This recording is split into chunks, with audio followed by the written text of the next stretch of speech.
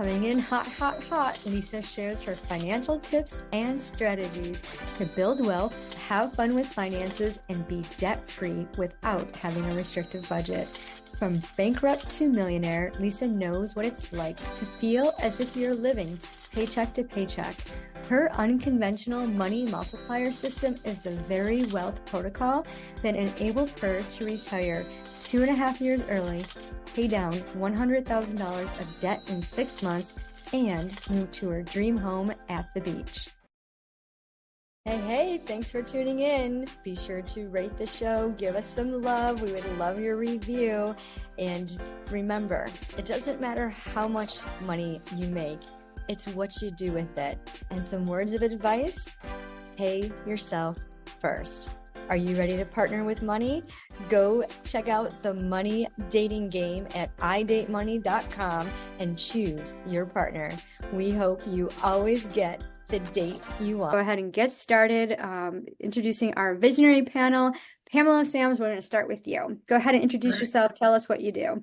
Great. Well, thank you very much for having me on the Visionary panel. My name is Pamela Sams. I own a financial planning and wealth management firm in Chantilly, Virginia, right outside of Washington, D.C. I am a practicing financial advisor, and I have been for the last, let's say, 22 years now, really focused on financial wellness for women. My motto is helping women secure their financial future so they can sleep well at night. If you go to my website at jacksonsams.com, you will see a lot of swans, and you'll probably say, what's that all about? It is an acronym, which is sleep well at night. And it is also a metaphor for transformation. So most people come with me with messy financial situations, and hopefully by working together, I can transform them into beautiful financial swans. So that's why I have the swan theme, and thank you very much for having me. Oh, awesome. Thank you. I like that. I love the acronym. Sarah, you're up. Hi, everyone. I'm Sarah Finns. I'm a financial coach and retired CPA. I help coaches and wellness professionals learn to manage the money in their business so that they can save time, stress less, be in money flow, and keep more of the money that they earn in their business. I help my clients through private coaching, and also a course I designed called Easy Business Bookkeeping to help them get a handle on their financial numbers so that they can understand what they need to track and what they need to know in order to grow their business. So I am based in New York, but I work with clients all over. So thanks for having me here. Thank you, Sarah. Kelsa. Hey, everyone. My name is Kelsa Dickey, and the name of my business is Fiscal Fitness Phoenix. I'm a financial coach. I started my business 15, almost 16 years ago now. And I really focus on helping people become a more financially fit version of themselves. I like to say that I'm equal parts aspirational and practical and strategic. So if you are looking for a coach who can really lean into the numbers and analysis while also focusing on helping you to feel really excited and bought into those numbers, that's really my jam. My superpower is helping you to plan ahead. Everything I do is personalized one-to-one private coaching, very hands-on. I really meet you where you're at, and we help you to know your numbers first and then manage your money with the idea that way you can plan your life and then plan your future. So Fiscal Fitness is the name of my business. Oh, I love that. Well, thank you all for being here. And for those of you who don't know me, I'm Lisa Drennon, your Wealth Activator. I help six-figure coaches optimize their back-end financials without endless launches using a money multiplier system. And we also carry that over to your personal finances, because when you implement a system that is customized to you, it works and it helps you multiply your money. So thank you all again for being here. We're going to start off with our very first question. So the audience wants to know, what are the key elements that they should include in their budget as a solopreneur? Kelsa, we'll start with you. Yeah, I took this question sort of as like the initial foundational. I mean, there's so many different things depending on which business you have and what your business model, what your products are, if you're a service-based business, those types of things. But I sort of took it as like at the very bare minimum foundational is sort of what I was thinking about. And I think you should absolutely know what your recurring expenses are and have a really solid list and understanding of what those things are. I like organizing those by due date because I think it's easier to sort of see the timing of them, which is really important. I think the second thing that you'll want to know is the paycheck that you are taking for yourself. And I think people hear the word paycheck as solopreneur and they get a little overwhelmed with this idea of needing payroll and an accountant and taxes and that sort of thing. But it really can start very simple, which is just you paying yourself something out of your business, which can be a transfer from your business checking account to your personal checking account. So I would absolutely start there. Even if you are brand new and you start with $5, like on the first and $5 on the 15th, the idea is that you're creating the system, which then you can always grow the amount later, right? Of course, if you've been in business for a long time, you'll probably have a bigger dollar amount there that you're paying yourself. And then the third key foundational number I think people should have is saving for taxes as a monthly recurring type of either savings account, or depending on the amount, you might need to be paying it monthly, but you won't know sort of the cadence of how you're paying that or saving it until you know the dollar amount. Awesome. Thank you. Pamela. Just to add to that, really knowing what you have coming, your inflows and outflows. That's the main thing, especially for business as well as personal, on what are your monthly expenses going to look like, and then really just how are you going to pay yourself on a month-to-month basis. And then just like Kelsa said, that can be a small amount, really just to try to decide what do you want to pay yourself, because you need to know how much you're going to have coming in for your business to transfer to your personal. Just like when you were working a 9-to-5 job, you had a biweekly paycheck. It may not be totally what you were making as an employee, but it has to be something that you know that you would be able to translate that into your personal financial plan with that. And if you have a partner, really working with them as well to make sure that you have enough resources that are going to sustain both the business as well as your personal finances. Thank you. Sarah. Yes. So I want to reiterate what both Kelsa and Pamela said, because that's all, those are the main points I wanted to hit as well. In working with my clients, most of them are solopreneurs starting in the first few years of their business. And so it's important, I think, to get to the basics and make sure they're looking at the different parts of that budget that they need to look at. And the first is the income. And so first, figure out what you're bringing in, what are all of the sources of your income. And then your expenses, both fixed and variable. So fixed meaning the ones you have to pay the same amount regularly, and then variable being the ones that change or the ones that you can change, if you need to. And then also paying yourself, which, like was said before, is very important and something I think that starting business owners don't necessarily think about right away, but it's important to think about it right from the very beginning of starting up your budget and getting that all allocated. And then, yes, saving for taxes. In the first several years of your business, I find that many people are surprised by what they have to pay and the fact that they have to put that aside. And so it's very important to put aside money for taxes so that you have that when it comes time to pay it, however you pay. So yeah, and so those are the main components of a starting budget that I would recommend. Thank you. That's awesome. And I totally agree with all of you. As a wealth activator, like I used to do financial coaching in person with brick and mortar. So I work with a lot of self-employed individuals. And the biggest thing I see with online solopreneurs is they start their business as a hobby. They don't take it as serious as a brick and mortar. So if you're going to open up a brick and mortar, you're going to create a strong financial foundation. You're going to have SOPs in place for marketing and sales and all of that.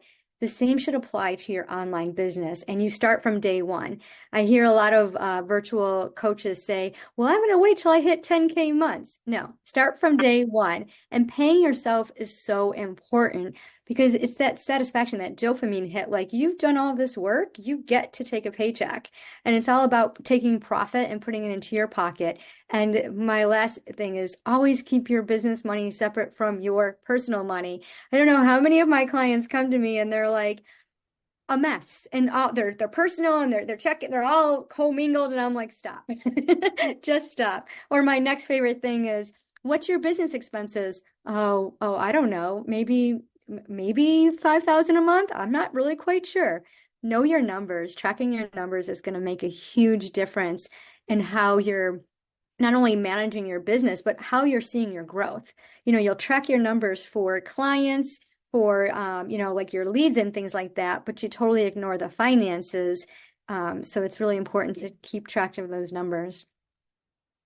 All right, next question. What financial indicators should I monitor to gauge the health of my business? I love this question. We're going to start with you, Sarah.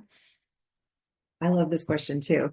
It builds off of what you were just saying about knowing your numbers, and you have to know your numbers in order to grow your business, in order to scale your business. And the indicators that are really important to track are revenue. So, right, you want to see how much revenue that you're bringing in your business, and revenue is all the money that you're earning. Also, expenses. So you want to look at the expenses that you have in your business, and then profit, right? So profit is the revenue you bring in, less the expenses, what you have left over at the end of the day. And I find that there's often a lot of confusion between revenue and profit, right? People use it interchangeably, but it's not the same thing. Profit's the amount of money that you have left over at the end of the day. So profit is a really important indicator to gauge the health of your business, because if you're earning money, spending it all, not having any profit, it's going to be very difficult to build and scale your business. The other thing is your cash flow. So how the cash flow is the money that is coming in and out of your business, right? However much cash you have at any given point in time. And so you want to keep an eye on that as well, because if you have expenses that are coming in, you need to make sure that you have the money to pay those when they hit, or plan for something in the future. But those are the most important ones that I think it's good for a small business owner to start with is, the revenue, and of course, then the profit, and also the cash flow that you have in your business. Yeah, awesome. Thank you so much. Pamela. Yep, just to add to that, is my headset better? Yes. I heard I was going to echo before. But really, just like Sarah was mentioning before, I think a lot of times business owners just kind of, well, at least just starting out, is that we go out, we have this expertise, and we go and just try to make money, and we're really focusing on the sales, but not so much, like Sarah said, the profit part, because, you can bring in an X amount of dollars, but then you have expenses, and you have taxes, and you have all of these other things, and then whatever the net is, that's basically how much you profit. Having a good bookkeeper in the beginning, I know a lot of people skimp on that, but really understanding the profit and loss on your business, in terms of how healthy your business is, because you can bring in a lot of sales, but if you have a lot of expenses going out, that profit margin may be really thin, and that's a wake-up call for some businesses once they kind of see that P&L on what the true health is of their business. Based on that, not just what they're bringing in for revenue. You really have to focus in on what is going out, cash flow as well. Yeah, thank you. Kelsa.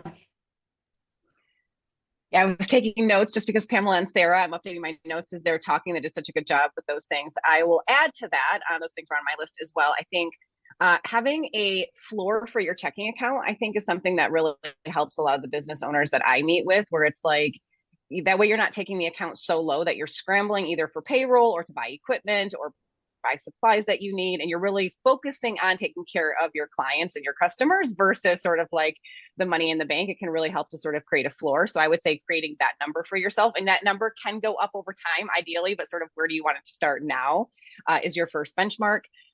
Same thing with your savings balance. So having some money set aside in your business savings account, always knowing what that number is. And there's money that you'll save for future expenses or future equipment purchases or something like that. But then there's money that you'll put in savings just to sit there and be there. Hopefully you never have to touch it, that sort of thing, which is sort of like your business emergency fund. And starting small is okay, but it's easier to grow that once you start. I think another important number that I think financial people, we can really help business owners to identify is their break even. I think if they understand like what is the amount that they need to be bringing in every month to cover both their personal, which is like their paycheck amount, and also their recurring regular business expenses, that can be such an important, insightful number to know. A lot of the business owners that I meet, and I know I'm a business owner too, we're always sort of like wanting to make more, grow. We're like so focused on more than last year, more than last quarter, that sort of thing. And at some point it's like, but what's enough, right? Like what is the number I need to make? Because I can also just feel really good about that too. I also think that number is helpful because it helps us to ensure that your pricing model is accurate and a solid business model. So if you need to make $10,000 a month, we can sort of reverse engineer your current pricing model. How many of those things do you need to sell? How many hours do you need to be working or booking with clients? And how many client session hours do you need in order to hit that number? And sometimes it's completely inaccurate, right? So it's like the number of client sessions you need to book per week is like 80, and that's not physically possible based on your current pricing model in order to achieve the number that you want to achieve. So simply by knowing that initial number, your break even number, or even like a goal break even number, we can then make sure that your pricing model is even set up to satisfy that. All too often, what I see is business owners will say, oh, I know I need to spend less, or I know I need to watch my spending, or I need to be careful in my spending. And when we really dig into the numbers, what ends up happening is that we see that it's actually like your pricing is flawed. Like your business model would never support what it is you're trying to achieve. So that's just another number that we can look at. And then the last thing on my list, it's a financial number, but maybe not the way we're all thinking about it, which is if you were to score on a scale of 1 to 10 or 1 to 5, how connected to my work do I feel, right? Like I either feel not connected, or a 5 is I feel really connected to my work. I think, our energy is the fuel to our business. And the more connected we feel to our clients, to the work we're doing, the way we're doing the work, the hours we're working, that kind of thing. I do think, to be a little woo-woo, that aspirational side of me, I do think money flows from there, as well as knowing your numbers and being analytical. And so making sure you're staying connected. And there are times where like you can feel connected for a really long time, and then all of a sudden realize, man, I've gotten off course a little bit, or the things that I used to enjoy, I don't enjoy so much anymore. And just checking in with yourself every once in a while, how connected do I feel on a scale of 1 to 5, can just be a good indicator of where we need to go next in the business.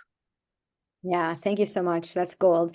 I'm going to add to that too, because a lot of times what happens is business owners will take all of their income and put it back into their business, not setting aside anything. And, when you look at the numbers to monitor, like, what is the ultimate goal? And like Kelsa said, like, if your pricing doesn't match your goals, that's not going to work, and a lot of my clients will come to me and they'll have like $333 offers, but they want to make 10K months. And we look at the numbers and show like, okay, this is how many clients you need to have. This is how many you need to, how many leads you need. And when they see those numbers in that chart, they're like, oh, okay. I mean, working through that mindset piece though, because we all have these money stories that keep us from believing what our true value is worth. And then that stops us from bringing in the revenue. And, money is currency, right? That's why it's energy. And when we think about, am I worth this packaging price? So really knowing like what you're offering, the value it has, and then confidently selling it. So paying attention to how many sales calls are you booking each month? How many people are being attracted to you because you have this awesome offer? And if you don't believe in it, no one else is going to believe in it, and you're not going to be able to sell it. And that's where a lot of businesses plummet. So they don't pay attention to like the bigger picture. They're just focusing on, oh, I need to get sales. And then they like go in this emotional roller coaster because they're not getting the leads. They're not converting the calls because they're not confident in what they're doing to sell. So my best advice is to know your annual number. Like, what is the income goal you want to hit? How much money do you want to take home in your pocket? And then reverse engineer it and put a chart in front of your laptop. So every single day you show up to work, because it's your business, you're opening up the doors, pretend you have a brick and mortar, and look at that chart and say, okay, today this is what I'm going to do to make a profit. Because as a CEO of your business, if you're not acting like a CEO, you're not going to get paid like a CEO, right? And a lot of times entrepreneurs, especially online, will kind of like treat this like a hobby, even though it's a business. And then they're like scratching their head going, how come I'm not meeting my income goals? So mindset is the crux of all that we do, right? Alrighty, how can I plan financially for the growth and expansion of my solo business? So we're gearing this towards a lot of solopreneurs today, because I know in the audience there are lots of you who are, just beginning. Maybe you've been doing this for 2 or 3 years. So if you have a team, this can apply to you too, because I know a lot of times people grow so fast that they expand their team and they still feel like a solopreneur because, they might have 1099 employees, but they're not really connecting the dots. They don't see like the bigger picture. So how can I plan financially for the growth and expansion of my solo business? We'll start with you, Pamela. Yeah. So, even before you decide that you want to grow, you have to understand, at some point you're going to hit bandwidth on your own. So, and, that happened to me several years ago. And at some point, I was a solopreneur, and then I needed to start adding a team. because once you hit bandwidth, that's going to stifle your growth. So before you know you're going to need to hire before you know you're going to need it. And I know that's hard a lot of times for solopreneurs, especially when they're kind of in the day-to-day, in the thick of it, trying to figure out what their financials are. But as soon as you can, either hire a part-time person or virtual or some type of help in order to grow your business. So plan accordingly with that. So at some point, you're going to have to build a team, duplicate yourself so you don't stifle your growth.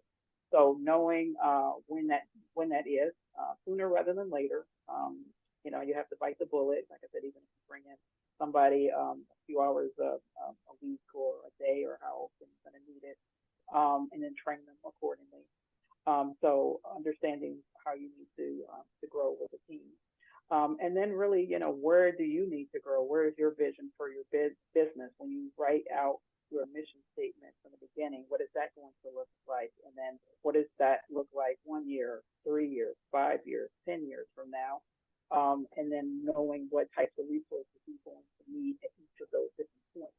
So if you don't have them, what are you going to need in order to achieve those growth goals at 1, 3, 5, or 10? So don't have a short, narrow vision that, you're just looking at that 12-month window. Plan out 3, 5, and 10 years what that vision is going to look like. And then at each of those milestones, what are you going to need to take or shift yourself to the next level?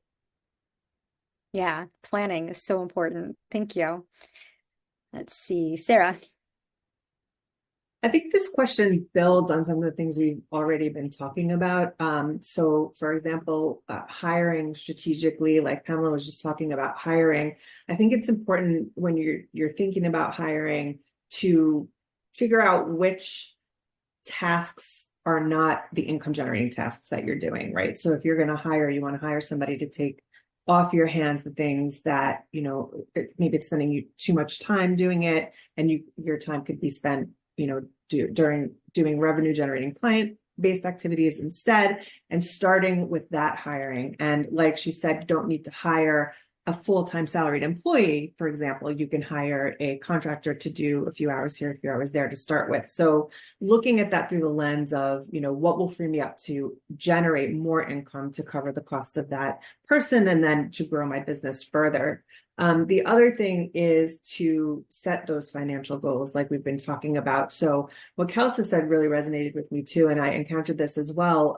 Clients will not be pricing appropriately, right? So if you look at your revenue goal and you say, this is what I want to be making this year, next year, whatever it happens to be, and then work backwards to design your offers and your pricing to work around that, so that way you can build towards that revenue goal.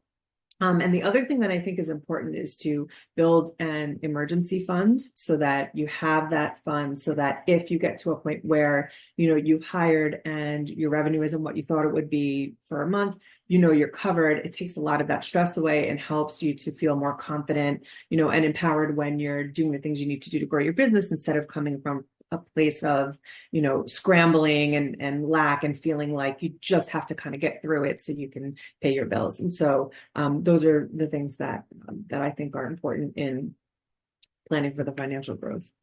Yeah, absolutely. Thank you. Kelsa. I have 3 more strategies that I'll add to what Pamela and Sarah said that I think have worked really well for my clients. The first one is a growth savings account. So actually just a savings account that's truly indicated purely for growth, because I do feel like a lot of the times these opportunities strike and we're not always ready for them. We're not always ready. Like they sort of are opportunities that fall in our lap, or we're not financially ready for them. They tend to be bigger the bigger your business becomes. And so I do think every month saving for those opportunities, like it's almost like I'm welcoming them to come to me. I don't know what they are yet, but I know they're going to happen. And so I'm going to put money into a growth fund every single month anyway. The other thing, the second one I would say is a PTO fund. I think this is so important for all business owners. Oftentimes we start our own businesses with this glorified idea of like being our own boss and not working so hard anymore and all that kind of stuff. And then we end up working like so much harder in our own businesses than we did for somebody else. Sometimes we become our own worst bosses, but really the the real side of this is that sometimes you create just another job for yourself. And now you have a job that doesn't have paid time off, maybe doesn't have certain benefits, and you can reach burnout or that bandwidth that Pamela was talking about really, early. So I think setting up a PTO fund, again, just a savings account, call it PTO fund, put money into it every single month. That way, when you take time off, if your business model is such that if you're not working, you're not getting paid, which is sometimes normal, especially in the first few years before you create scale or leverage in your business, then you want to be able to sort of like pay yourself some money during that week and not question whether or not you should have taken that time off. I do think some of our best ideas as entrepreneurs come from feeling connected to our business or our clients. I've actually found, though, that routine disconnection creates even greater connection. So allowing ourselves to unplug a little bit really can help where some of our best ideas can come from. And I think being able to take breaks allows us to stay in love with what we do and then want to grow our business, right? So I do think rest is really important, and a PTO fund for yourself is really helpful for that.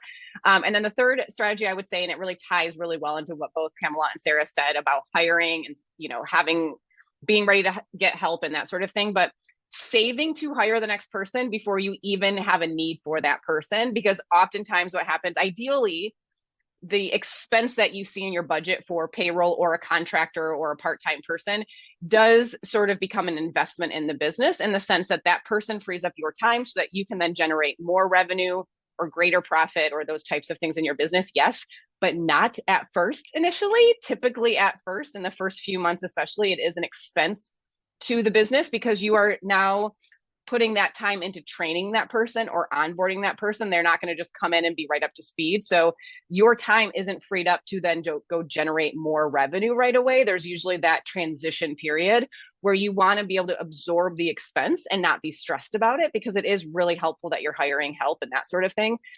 So saving for the next person before you are even aware that that person is somebody you're going to hire is the third strategy that I would recommend. Love all the things that you all said. And I'm just going to add to that. We're all familiar with the money envelope system. When I was a little girl, my grandmother taught me to save in envelopes, and I brought that electronically. And now there's several bank accounts where you can do that, and setting money aside specifically, like Kelsa had said, for PTO, for, a travel fund, and earmarking that and having that allocated so that you're prepared. So it looks at that the foundation of your business. Looking at it for a 12-month period, what do you want to do in that 12 months? Do you want to travel? Do you want to end up hiring, is it a W-2 employee? Is it a 1099? And really understanding what you want, and then knowing, hiring somebody that is going to take the load off of you. So like for me, I have a VA agency service that takes care of all my podcast, all of the assets, all of the things that I don't like to do, that drains me. And it's like, oh, I definitely need to hire this out. And I think you get to a point in your business where you're like, oh, I really wish I had help with this. So when before you get to that point, plan on getting an assistant, plan on getting a support coach. Some entrepreneurs have operations manager, or they have a bookkeeper, an accountant. Like, look at the needs of your business and assess it, and look at exactly what you do need. Because sometimes you can combine like a bookkeeper and accountant depending on their skill set, or, so really look at the value and shop around, right? I see so many people just go with the first thing. We all get inundated in our DMs with, hey, buy my thing, buy my thing. And it's like, no, interview at least 3 people and see who's a good fit, because you really want to make an investment that is going to create it's going to be a great ROI, and it's going to create IPAs for you so that you can direct your attention to somewhere else, especially if you're controlling like me. Like my VA agency, I had to trust them to process all of my podcast episodes and things like that, and not be micromanaging it at the back end. And I get to take that time and apply it to, other parts of my business, like sales and actually interviewing for my podcast. And what a relief in that mindset. So your thoughts are so important when you're planning this out. Really just sit down and give yourself the time and the grace. I believe that focusing on your finances is self-care, because when you work with your money as a partner, when we date money, we get to partner with money and sit down and plan and say, hey, all right, money, what are we going to do today? How are we going to grow our business, and how are we going to expand, and does it look like for the next quarter, and the half-year mark, and then the 12-year mark? All right, final question. We're gonna have to throw a surprise question in here too. How how can I avoid accumulating unnecessary debt while running my solo business? Debt is so much fun. Everyone loves debt. Kelso, we'll start with you. Ooh, all right. So, some notes that I had written down for this question. I do think number one strategy is that it's important to plan ahead for upcoming expenses and put the money aside for it early. So, if you have a really good month, it can be really tempting to spend that money, right? Like, oh, I'm having a good month. There's these 5 things I've been wanting, so I'm going to do it. And I do think planning ahead for those, getting the money out of your main operating checking account in your business and setting it aside for future expenses. So, if you've got an annual bill that comes due once a year or something like that, it's really important to get ready for those. I do also think along with this, not commingling your personal and business accounts and expenses and that sort of thing. I think that is one of a lot of the business owners who come to me who do have debt. It stems from sort of the chaos that they're experiencing in their cash flow. And it's like personal decisions affecting the growth of their business or business investing now affecting their personal. And it's sort of all commingled. There's all these moving parts. It's one big cobweb that they really struggle to unravel. And it's that lack of being able to see it really clearly that ends up causing the debt.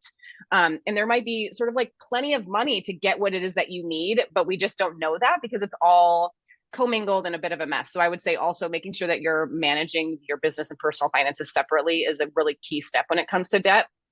I also think prioritizing the goals that you have for your business. So not biting off too much at once, saying here's the goal for the coming quarter. And if I have to invest in something, I want to redo my website and it's going to be a couple $1,000s or something like that, not trying to do too much at one time. Not only is it financially hard, but chances are it's all of our time and energy going into those projects all at one time isn't what's best for those projects either. So taking one thing at a time can help even out those expenses, but also even out your energy and your time and effort as well. And then the last thing I would say is be willing to invest time and effort over money for some things. So I know that it is okay. This is where I think there's a big push out there amongst business owners, especially, or a lot of business coaches, where it's like your time is the most valuable thing to your business. And I do agree with that. I'm not saying that I disagree with that, but I think the tone is like always hire things out, always outsource, like stay in your zone of genius at all times and that sort of thing. And I think that there's a more practical, nuanced sort of approach to this, which is like, yes, if this is like a really frustrating thing for you, if you absolutely hate technology, avoid technology and hire those types of things out.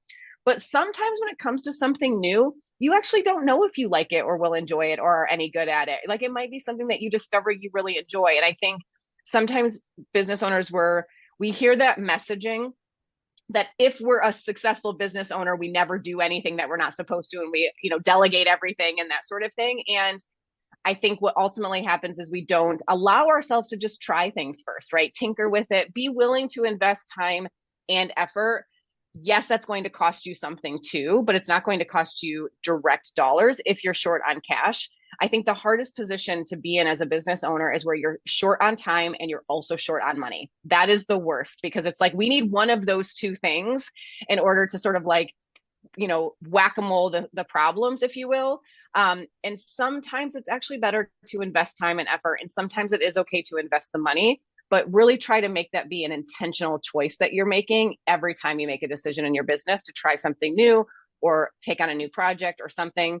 Be okay and be willing to invest some time and effort into things too. I love that. Thank you so much. Great tips. Pamela. Just to add to that as well is really understanding your expenses. That's where people go wrong, is that they don't know what things cost and how much is going out the door versus how much is coming in. Again, it all comes back to what you're bringing in for revenue, what you're bringing in for sales. And then just kind of a tad bit of another question is really what is recurring on a month-to-month basis. So if you have like a service business like I do, I know I don't have to start from zero every year. I know there's going to be a certain amount of retainers and a certain amount of recurring. So you need to know that as well. And then in addition to what or maybe the extra expenses that you have coming in. I like to have a personal development budget as well. And it is what Kelsa had mentioned before, is that if you invest in yourself, hopefully that will increase your revenues over time, conferences, speaking, things like that, to do that. But in terms of debt, really knowing what your expenses and knowing what you need to bring in for revenue. So your margins aren't too thin where you have to go into debt. Even if you have to start off small with your expenses and then understanding what that looks like as well. I'm going to throw this out there because a lot of small business owners aren't aware or may not put this in their budget, but they do need to have disability insurance. If you're especially a solopreneur and if you're not working and you're not bringing in revenue, the business is not going to operate. So really making sure you have the protection part of that, the disability insurance if you're unable to work for a certain period of time, replacing that revenue. Also business overhead expense insurance. Sometimes it's it's basically partnered together, disability insurance and business overhead expense insurance. So when you're not out there building revenue, they would be able to pay you out.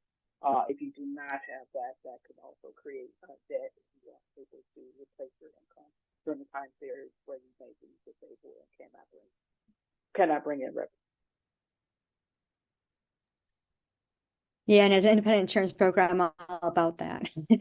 As a retired Social Security Administration, get insurance, disability insurance especially, and having that, people with health insurance and disability as solopreneurs or even entrepreneurs that have teams. I don't want to pay for healthcare or disability. That's a fortune. Well, it's a fortune if you have to pay for that out of pocket when you don't have the coverage. So if you need some quotes, just send me a DM. I'll be happy to look it for you to see. Just cost compare. Get the facts, right? It doesn't hurt. Sarah.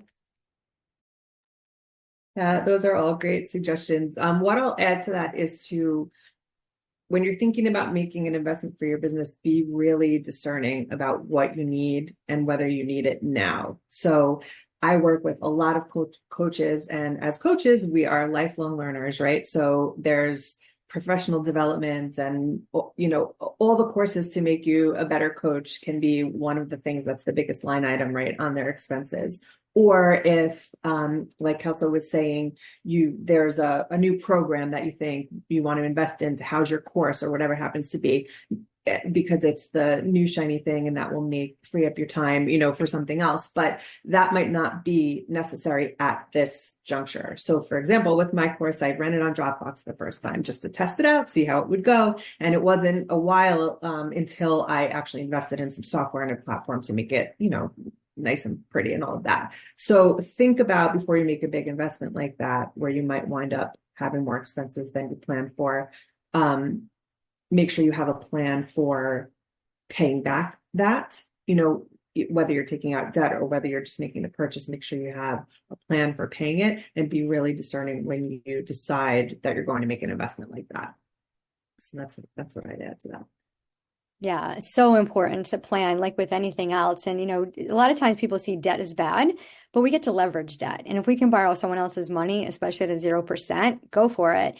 But have that plan because 0% expires. So, most 0% things will be like 12 to 15 months. And I know I see a lot of comments in groups where, I was so thankful I got to, an extension on my credit card for $3,000 to go to the sales camp. Okay, do you really need the sales camp? How many sales camps have you invested in? And, how is this going to help you grow your business? So a lot of times we go after those shiny objects, which create that debt. And it's really not about managing the money or not having the money available. It's about that void that we have that we're trying to fill. So we think that we need something. We don't really want to spend the money, even if we do have it. So we put it on debt. We borrow the money because it's not my money, it's someone else's money. And then we get in this cycle of debt, and it creates this emotional connection where we don't see the ROI. And then all of a sudden we have this bill that comes due and we're like, well, this program didn't work. All programs work. It's what you're putting into it. But when we overwhelm our body, our minds with so many different things and we haven't really mastered the learning, we don't get to implement it. And a lot of times people, and I see this in one of the groups I'm in, they keep investing and they keep saying, I'm going to pay down my debt. And when I do, I'm going to invest in this other program. And it's really just creating more debt because you're just transferring the money. You pay down all of your debt and then all of a sudden, oh, look, I have room on my credit card. Let me go buy this $10,000 product. And then you're overwhelmed with that and you're still not seeing results. So maybe it's your financials that you need to get right with. And then once you have a good relationship with your financials, then you get to apply it so that you can grow and leverage your debt. But to avoid the debt, like, it's not, you don't always necessarily have to avoid the debt, but to know what you're being indebted to, like plan it out like you would anything else. If I borrow, $10,000 to invest in this program, is there interest? When will I get my money back? Like when will I reach my goals? Okay. Because when you hire a coach, like a business coach, marketing, client attraction coach, what have you, they're not going to get you the results that you want. You doing the work is going to get you the results that you want. So how willing are you to invest in this program and then take action? I have a lot of clients who invest in programs. They'll get towards the end of their 12-month contract. They haven't done anything. They haven't, made any money at all. Why? Because they're not doing the work. So now they're indebted, and it's like having a car payment, right? And then the car gets totaled, but you still have to pay for the car because the insurance company didn't give you the full payoff balance. So now you're paying for a car that you don't even own. It's the worst feeling. And it prevents you from getting clients because you actually feel like you have to do something. And then that energy comes off in your sales pitch and in your way you're communicating. And then all of a sudden it creates more debt because now you're afraid that you're not meeting your necessary expenses. So it's all about planning. Kelsa wants to share something else. Go ahead. Yeah, sorry, I just didn't want to interrupt you. You were on such a good roll, and I was enjoying that. But I was just thinking about how, the number one culprit of debt is not that an expense happens; it's that an expense happens that you couldn't pay for otherwise, right? And so you end up paying for it using debt. So, really and truly, if the goal is to sort of stop using debt entirely, which is some people's goal. I'm not personally, and a lot of the business owners that I work with aren't anti-debt. It's like you just want to be really strategic with it. Like you were saying, there's a difference between having debt and leveraging debt. They're two very different things. But if somebody's goal is to stop using debt entirely, then the number one skill you have to have is saving for things ahead of time, right? So preparing and planning ahead for things so that you have the money set aside. I think one of the best strategies for a business owner is to have the money in savings. Right now, a high yield savings account, you can find a lot of them, like Lisa was saying earlier, there's tons of them, is paying over 4% interest in savings and interest that's paying you to keep your money there. So one of the best hacks you can do is, set some money aside, let it sit there in savings. Go ahead and use a credit card that is 0% for 12 months or something like that if you want, where maybe you get some really good points or some travel perks or something like that, and let the money sit there for 12 months and pay you interest. So it's like a 1-2 punch. It's not like I either use debt or I don't use debt, or I save for everything or I don't use debt sort of thing. It's like, what if you actually did both? What if you saved and use debt to sort of buy you that interest in that time? And it can actually be a really good strategy for people, but it requires a little bit of patience, right? It requires that intentionality, that mindfulness, planning ahead, getting ready for it ahead of time. But it can really change the game as far as like your financial position overall and how you feel about things. So I just wanted to add that. Yeah, thank you for that. That's gold. That's amazing because I love to do that. And it's one of the strategies I teach in my Wealth Accelerator program is that exact thing. Like get the savings account. Some of them are paying almost 5% now. And I know I haven't checked the rates in the last week or so, but it's such a wonderful way to see all that interest add up. And I know a lot of you out there are married to your checking accounts with 0.5% interest or your savings accounts with 0.5% because it's your local bank that you've had for 30 years. Break up with your bank, move it to a savings. I have to put a plug in for Discover a savings account. It's my favorite. And I love the interest that it earns. And then, building up like CD builders to make that money grow. Like, you can do 3, 6, 9 months, and you're going to take those big chunks and then multiply your money even faster. And it's a very safe and conservative way to do that. So thank you for adding that, Kelsa. I really love that. We have about like 10 minutes left. So I kind of want to go around and I just want you guys to share. You ladies to share something in your personal business finances, whichever personal or business, that you were challenged with, especially in the beginning of your entrepreneurial career, that you were able to overcome. So Pamela, would you like to go first? Yeah, I think in the beginning, of course, everybody's stretched thin, so, but it's really just a matter of just figuring out what he needs to do. So in the beginning, just making sure that I had enough coming in. I probably, for the first, gonna say this, but a lot of people may not be able to. But I have a partner who had a steady Eddie government job, so he would let me do my entrepreneur thing in the beginning. So I didn't take a paycheck probably for the first year and a half for myself. I just kind of poured into my business. Just really just focused on what I needed to do to just generate revenue, and then I started to pay myself after that. Yeah, hindsight, of course, that is a privilege that I had. Maybe some entrepreneurs or some solopreneurs may not have that option. But that's something that gave me the opportunity to really hit it hard, bring in, generate revenue in year two, and then just kind of go from there and not look back after that. But, just kind of ascertain, what you can do in that first year in the beginning. Can you go without a paycheck to reinvest in your business, or what type of things you need to do in order to, grow for the long term? Thank you so much, Pamela. Sarah. At the beginning, I definitely fell into the trap of following shiny objects and thinking, I had to have this new whatever. It was a long time ago that I started my business. So the email platform or the whatever happened were just coming out. And I definitely fell into that trap of wanting to set all my ducks up in a row. And so all the money I was making was reinvesting into that and putting back into the business rather than thinking about, okay, let me allocate to pay myself, let me allocate for emergency funds and all of that. That all came a bit later. Once I sat down and thought about, the long-term viability and that I had to go slower and pace myself. So my recommendation for discernment from before is from, the experience with my clients, but also my personal experience of, working through that in the first couple of years of my business. But yeah. Yeah, it brings back memories, doesn't it? Mm-hmm. I can see all the shiny objects are like, little diamonds, like, oh, buy me. Yeah, and they might be great things to participate in and invest in for sure. But there's got to be a time and a place for it, I think. Yeah, definitely. We have to stop ourselves and say, do I really need this? Like, do I want this? Thank you. Kelsa. My mind is racing right now because I'm like, how do I pick just one thing that I had to figure out in this business? How do I pick just one? There were so many.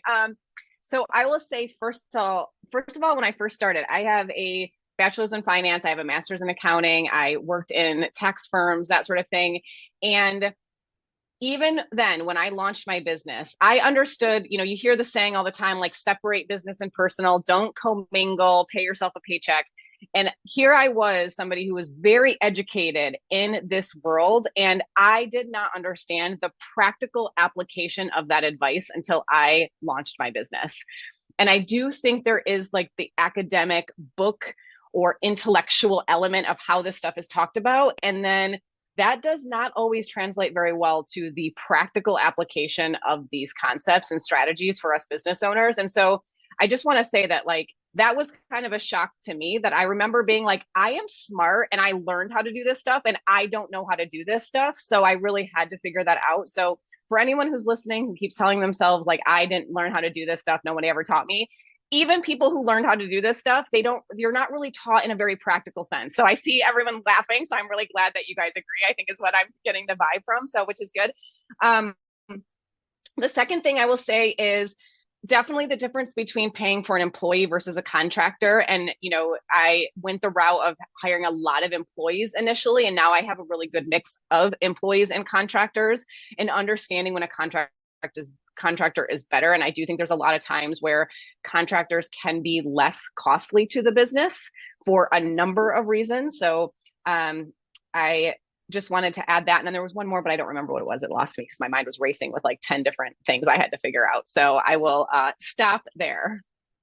That's awesome. And it's so true, right? When there are so many different things, and what's the one thing that we choose? For me, it was just getting out of my own way. I didn't like sales. I come from a family of entrepreneurs.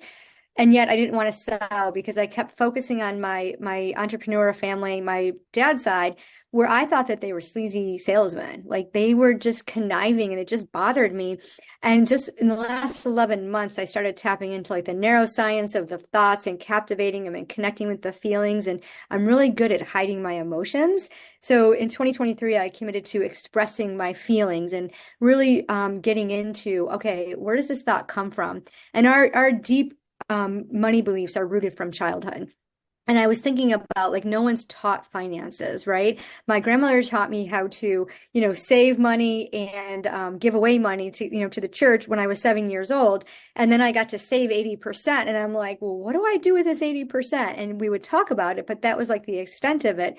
So when I started my online business, it was so different than doing it in person, right? Because in person, it was, I don't know, it's just the face-to-face and the exchange of the actual like check or cash that you get versus virtual. It's just all electronic and it's a different feeling.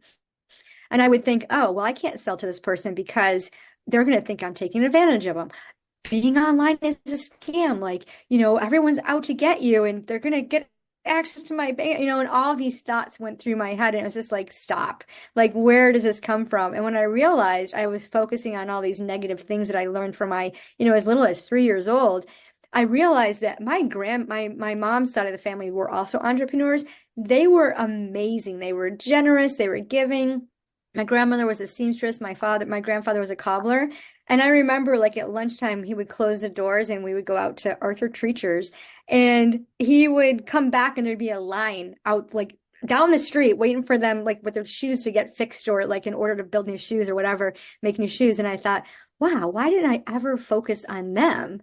So for the first 3 years of being online, I went through this thing of, oh, selling is easy. And, I kept connecting with sales coaches who said, selling is serving. And I'd be like, you're full of crap. Selling is not serving. And my coach, Nicole Hesse, would say, if you have the cure for cancer and you're not giving it away, you're not sharing it with others, shame on you, right? And I'm like, oh, okay. Yeah, we need to share what we have. We all have these beautiful gifts and talents and to be able to go out and share them. So selling is serving and we get to help others because we have been through it. We have the results that we're sharing with all of you. And so thank you, ladies, so much for being here, for sharing your financial expertise. For those of you listening, please check the notes in the comments. There's links to connect with each and every one. Find out all about them. Like I said earlier, you want to connect with a wealth activator, a financial coach, a financial planner, advisor, whatever. You need to do your homework. You need to talk to at least 3 people and see like, hey, is this a good fit for me? And everybody needs a financial person in their life. Okay. This is one of the staples of your business. So many people think, it's, oh, I need marketing, I need sales. Without the financial piece, everything just tumbles. So check the show notes, connect with everyone, go visit their website, get their freebies, and you can share this with your friends. It's also going to be on my YouTube channel, Money Talks. And remember, it doesn't matter how much money you have, it's what you do with it.